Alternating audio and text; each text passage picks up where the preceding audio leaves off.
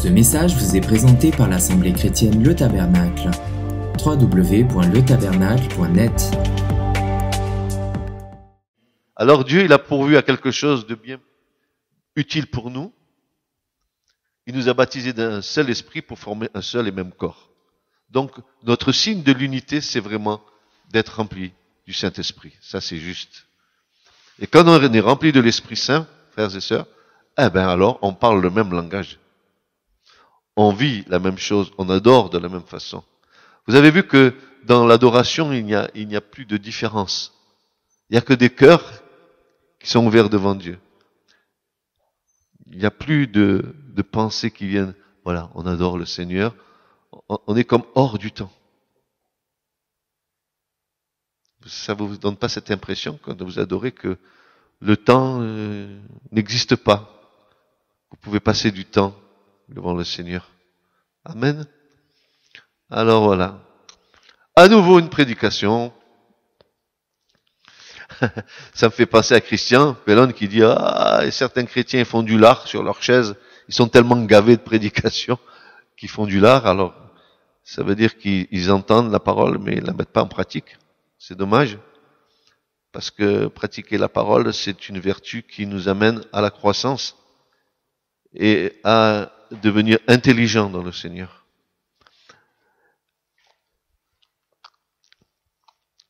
Qu'est-ce que vous voulez entendre? Un beau discours? Quelque chose qui flatte vos oreilles? Quelque chose qui apaise vos consciences? Ou vous voulez la vérité? Jésus, pour avoir dit la vérité, il est parti à la croix. Vous voulez la vérité? Est-ce que vous êtes prêt à rentrer dans la souffrance de la vérité? Parce que la vérité a un prix à payer. Je parle pas de religion, hein. Je parle de vérité. La vérité n'est pas un concept de l'imagination de l'homme. La vérité est la personne même de Jésus. Toute sa personne est vérité. Ses paroles, ses actes, ses pensées. Jésus est la vérité. Amen, il est l'amen. Il est Émet. Il est la vérité. Il est Chai. Il est la vie. Zoé, en grec. Mais Chai, en hébreu. Je préfère l'hébreu. Le grec, c'est notre langue. Vous avez vu que notre langage français, il est pourri de mots grecs. Allez en milieu hospitalier, vous allez voir cardiologie, et thérapie, tout ça, c'est des mots grecs. On est farci de mots grecs. Mais l'hébreu, c'est autre chose. C'est le langage de Dieu. Je pense que Dieu est juif. Oui, puisqu'il a donné l'alphabet juif. Alors c'est un alphabet divin, mais il doit parler l'hébreu peut-être, non?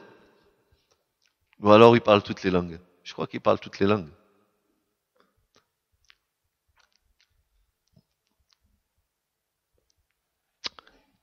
Bien. Ce matin, nous avons un message où il nous faudra être attentif.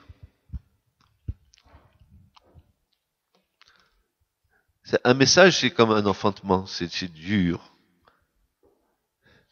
Vous recevez la pensée de Dieu et puis ensuite, il faut que ça s'enfante. Et ça s'enfante avec beaucoup de douleur, beaucoup de temps, beaucoup de prières. Mais quand vous êtes dans cet état d'esprit devant Dieu, il faut que vous attendiez à recevoir de Dieu des choses aussi qui sont des perles qui viennent d'en haut. Un jour, j'étais dans un séminaire, il y a bien longtemps, il y avait un frère qui disait que certains pasteurs, ils prenaient des prédications congelées, ils les mettaient au micro-ondes, ils les réchauffaient pour les porter à l'église. L'image est belle, n'est-ce pas? On congèle les prédications, on les décongèle avec le micro-ondes, et donc ça veut dire qu'elles ont été déjà faites et on va les repasser à nouveau. Mais ce qu'il nous faut avoir, c'est l'information du ciel. Tous les jours, il y a quelque chose de nouveau, n'est-ce pas? Dieu crée chaque jour quelque chose de nouveau. Vous êtes d'accord avec ça? Est-ce qu'il n'a pas créé quelque chose dans votre cœur ce matin déjà? Si, pendant la louange et l'adoration, le Seigneur a créé des choses dans notre cœur. Alors je voudrais vous communiquer un message qui est pas commun, mais qui va avoir l'avantage de nous éclairer un peu plus sur l'œuvre bénie du Seigneur. Est-ce que vous aimez Jésus? Est-ce que vous aimez Jésus plus que votre vie? Et voilà, ça c'est la vraie question. Est-ce que vous aimez le Seigneur de tout votre cœur? Parce que c'est le premier commandement, on n'y échappe pas tous. Hein. Alors, quel est le premier commandement? Tu aimeras ton Dieu de tout ton, après de toute ta pensée, de toute ton âme, de toutes tes forces. Et puis bien sûr, il faut que, voilà, merci pour le prochain, ne l'oubliez pas, parce qu'il est important, parce que si tu dis aimer Dieu que tu ne vois pas et que tu n'aimes pas ton frère que tu vois, ben tu es un menteur. Ah, eh oui. Donc il faut que nos frères nous aiment. Il le faudrait. Bien. Je voudrais vous rappeler que quand notre père dans la foi, Abraham, est mort, avant de mourir, il va bénir son fils Isaac. Chaque fois que les patriarches sont au seuil de leur mort, ils vont réunir leur clan, leurs fils, et ils vont prophétiser de la part de l'Éternel sur chacun de leurs fils. Et c'est immanquablement chaque fois que ça se le fait comme ça. On va le voir avec Abraham, on va voir avec Isaac. Vous allez voir comment il transmettait la bénédiction. Et c'est pour arriver, n'est-ce pas, ce matin, à bien comprendre que la bénédiction de Dieu se transmet. Jésus a été celui qui nous a transmis la bénédiction du Père. Amen. Il a transmis d'une certaine façon que nous allons découvrir et dans laquelle je voudrais que vous entendiez bien ce qui va être dit. Donc, quand Abraham va mourir, il va bénir son fils Isaac. Il va lui transmettre tout ce qu'il avait comme richesse spirituelle, comme richesse divine et comme richesse matérielle. Regardez ce que Abraham va dire à Isaac, tous les biens, toute la rosée, toute la graisse de la terre, toutes ces choses, elles sont à toi, mais bien plus. Il va lui transmettre les bénédictions spirituelles. Et chaque fois que un père dans la foi transmettait quelque chose à un de ses fils, vous savez ce qu'il faisait? Il mettait la main sur le côté, sur la hanche. Il est dit dans l'Écriture, il mit la main sous la cuisse. Mais en vérité, chez les Hébreux, c'était sur le côté. Il mettait la main sur le côté et il bénissait.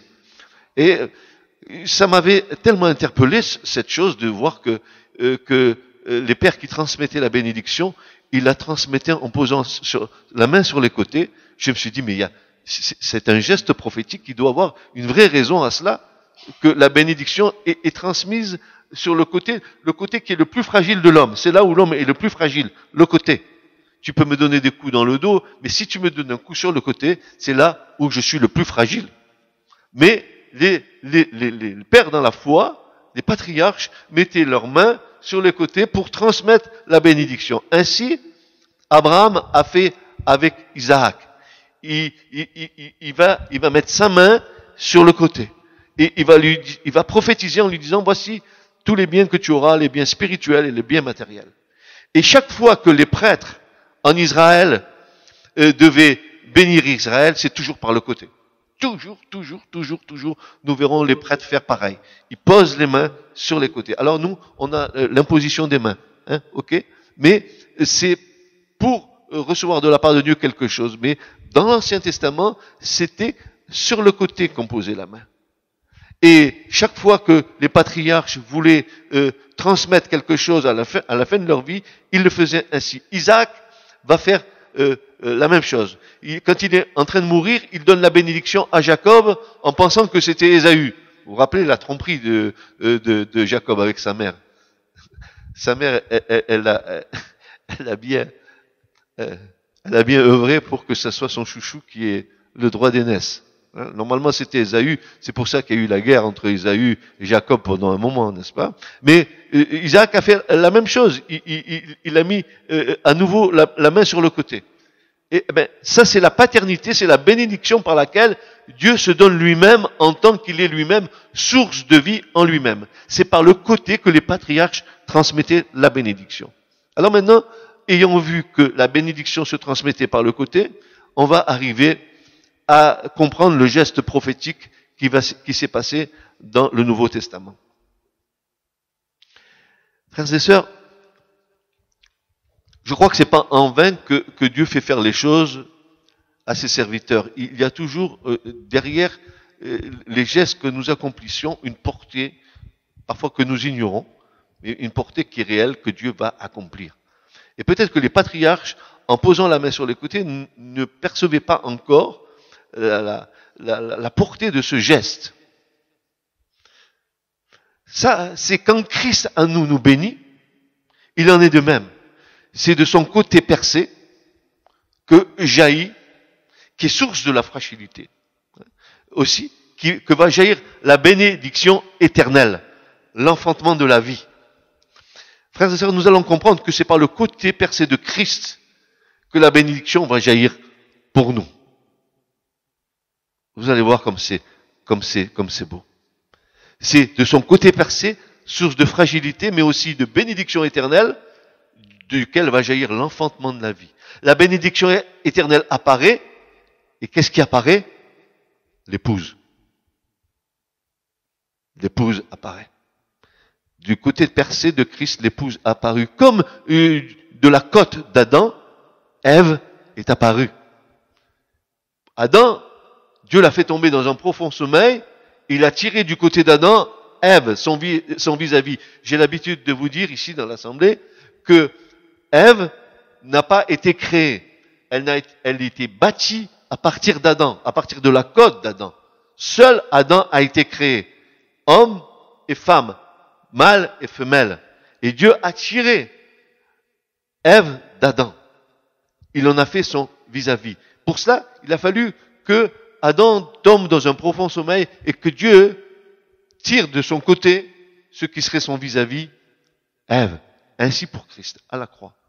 Christ est tombé dans le profond sommeil de la mort et de son côté percé a jailli son vis-à-vis qui est l'Église, la nouvelle Ève.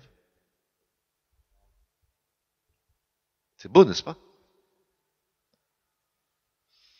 Le dernier Adam a fait ce que le premier Adam a fait. Le dernier Adam a vu jaillir de son côté percé par deux éléments, par le moyen de l'eau et du sang, et nous allons comprendre tout à l'heure pourquoi l'eau et le sang sont participatifs à la naissance de l'Église. Il nous dit, la bénédiction apparaît, l'Église son épouse, du sang et de l'eau jaillissent, la vie est manifestée, la vie jaillit, elle apparaît, elle a enfanté, elle bâtit, elle se fait un vis-à-vis.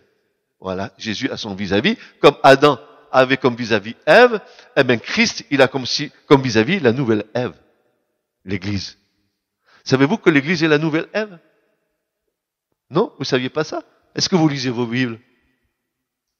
Dans l'Épître aux Corinthiens, Paul dit, je vous sais fiancé un seul mari, le Christ, pour vous présenter à lui comme une vierge, chaste et pure, mais je crains, de la même manière que le serpent séduisit Ève, que vous aussi vous soyez séduits. Parce que si quelqu'un d'autre venait vous annoncer un autre évangile que celui que nous vous prêchons, vous l'écouteriez, n'est-ce pas? Car vous avez un esprit différent.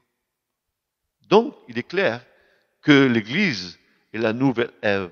L'Église, c'est la fiancée de Christ. L'Église, c'est la future épouse de Christ. Et quand elle a jailli du côté percé de Jésus, alors Jésus voit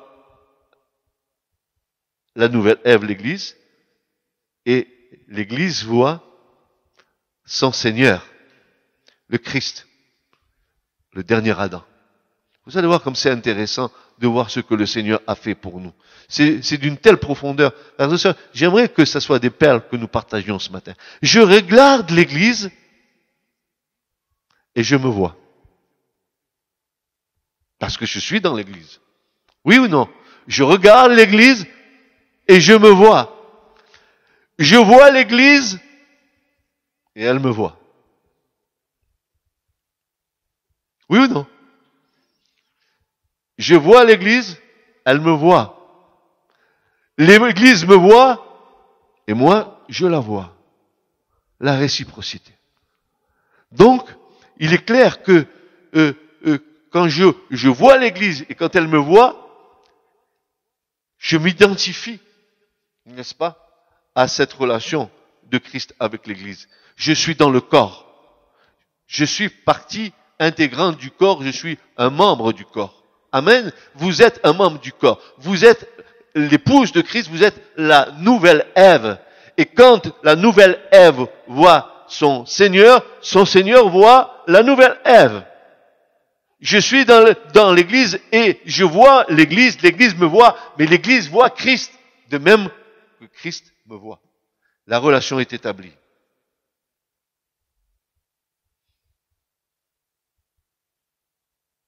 La vie jaillit, elle apparaît, elle a enfanté, elle bâtit, elle se fait un vis-à-vis. Je regarde l'église, je vois l'église, elle me voit. Enfantée dans la douleur, elle devient source de bénédiction. Oui, l'église a été enfantée dans la douleur. Comme un enfant qui jaillit du sein de la mère est enfanté dans la douleur. Mes sœurs, vous le savez très bien, pour enfanter un enfant, il y a des douleurs. Les contractions, vous les avez bien, n'est-ce pas? Et oui, pousse, il va sortir. Ouais, mais en attendant, toi, tu souffres. Tes organes souffrent. Ben, quand Jésus a enfanté l'église, il a souffert aussi. Il a souffert quoi? Le côté percé. Et quoi encore? La couronne d'épines. Et quoi encore? Les 39 coups de fouet. Et quoi encore? L'ignominie, les crachats, il a tout subi. Et quoi encore? Il s'est fait pécher pour nous. Et pourtant, à ce moment-là, il était en train de bâtir l'église. Pour que l'église jaillisse du côté percé de Christ, il fallait que Christ se charge du péché de l'humanité. Parce que ce qui devait jaillir de lui devait être saint et pur.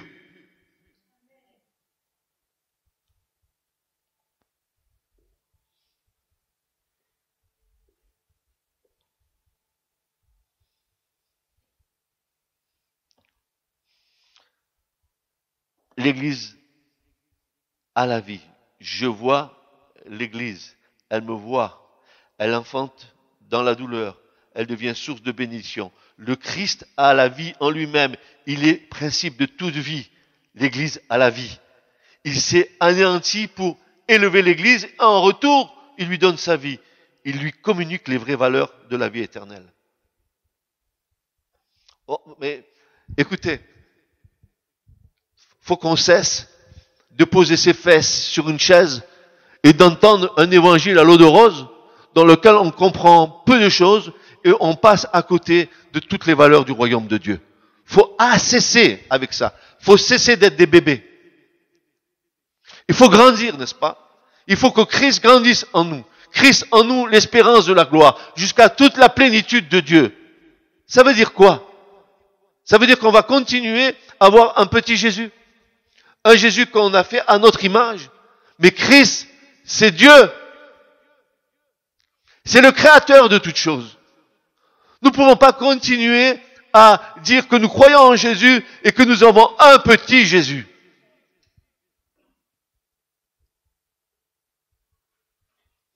Nu, il était à la croix. Comme un ver. Nu. On nous le représente avec un petit voile dessus. C'est faux. Il était nu comme un ver. Psaume 22. Allez voir. Et c'est ce qui s'est passé à la croix. C'est pour ça qu'il a été exposé à l'opprobre. Dans l'ignominie. Lui, le Créateur, le Dieu parfait, on l'a exposé aux yeux du monde. C'est pour ça que Paul va dire, nous sommes exposés aux yeux du monde, nous sommes livrés en spectacle au monde. Et Jésus a été livré en spectacle au monde, et au monde physique et au monde spirituel. Car autour de la croix, frères et sœurs, il y avait des taureaux de Basan, il y avait des chiens sauvages, il y avait des lions rugissants. C'est quoi tout ça? C'est toutes des hordes de démons qui étaient là. Il disait, ça y est, le prince de la vie, il va mourir, c'en est fini de lui, de Jésus. Mais Dieu avait fait la promesse, il ressusciterait le 3e jour. La mort n'a pas pu le retenir, Dieu n'a pas permis que son sein voie la corruption. Alléluia. Et Jésus est sorti vainqueur du tombeau. Il a vaincu la mort pour que tu aies la vie.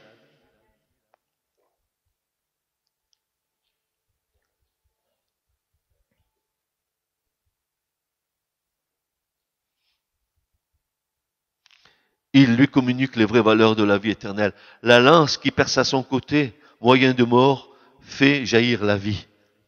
La lance qui perce à son côté, qui est un moyen de mort, a fait jaillir la vie. Le rocher frappé par Moïse donna de l'eau de la vie.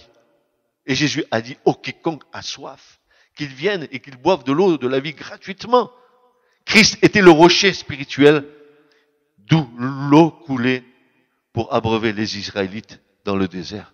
Ils buvaient un rocher spirituel qui les suivait, et Paul dit dans 1 Corinthiens, ce rocher c'était le Christ. Il y a eu des gestes prophétiques déjà annonçant l'œuvre de la croix. Le rocher frappé en Horeb, l'eau qui a coulé, c'était déjà un geste prophétique de Christ frappé à la croix. Et l'eau qui coulait, c'était le sang qui coulait à la croix qui allait donner la vie. L'eau humaine, l'eau de notre terre, c'est simplement pour notre être biologique. Mais le sang et l'eau, la vraie eau qui sort du côté percé de Jésus, c'est l'eau de la vie éternelle.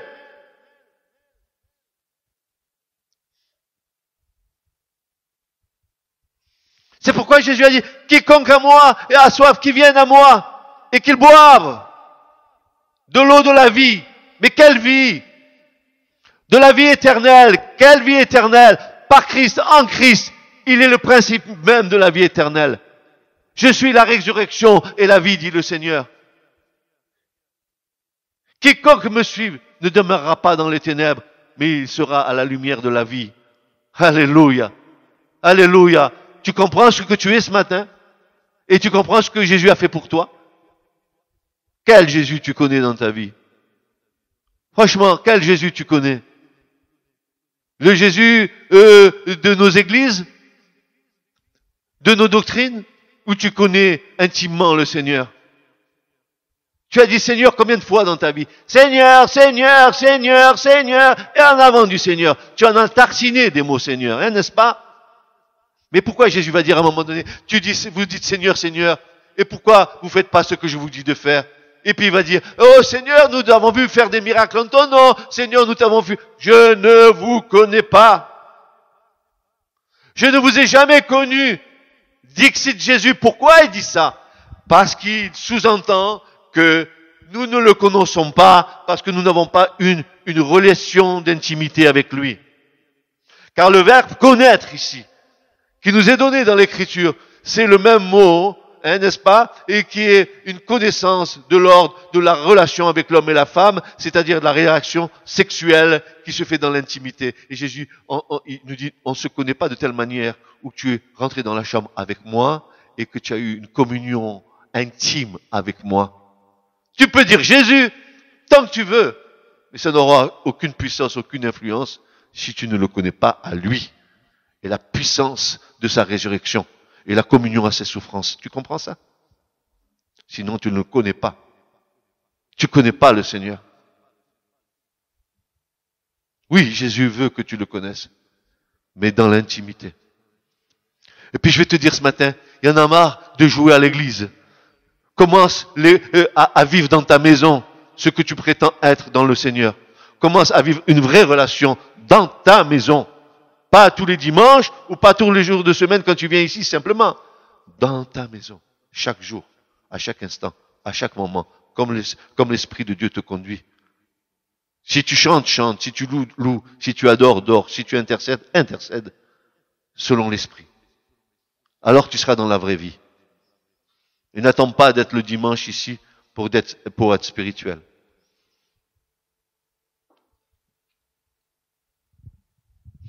Il faut qu'il soit élevé, mais cela devait passer par son abaissement.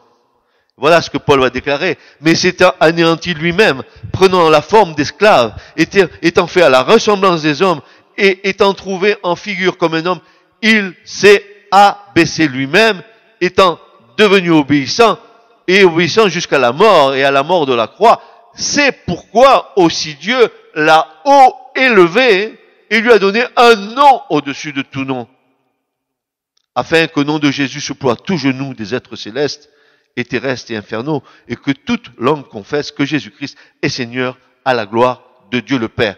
Et la version de la Septante va nous dire, à un moment donné, que le nom de Jésus sera appelé grand au-dessus de tout le conseil des anges. Parce que si vous ne le savez pas, il y a un conseil secret dans le ciel où Dieu s'entretient avec les anges de ses desseins éternels. Eh oui. Église, réveille-toi. Connais ton Dieu.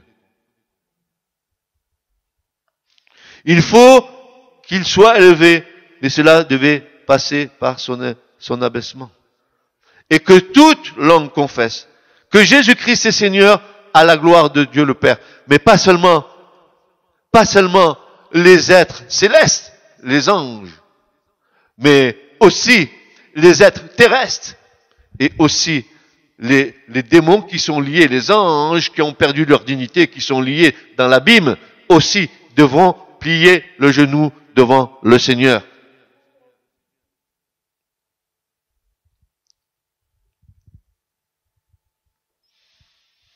Quand vous regardez l'hébreu, quand vous regardez l'alphabet hébreu, qui est une vraie merveille, qui est source inépuisable de révélation, 22 consonnes, mais alors un monde que tu ne peux pas cerner tellement que c'est profond.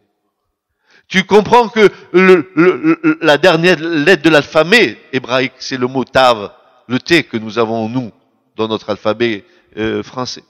Et ce mot tav en hébreu, il a une signification spéciale parce que les Hébreux, non seulement ils n'ont pas d'arithmétique, puisque chaque lettre de l'alphabet a une valeur numérique.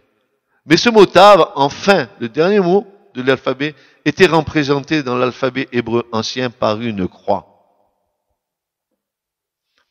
Ça commence par A, Aleph, et ça finit par Tav. Aleph, c'est A, c'est Haba, c'est le Père. C'est la première lettre. Et Tav, c'est la croix. Dieu s'est incarné pour terminer à la croix.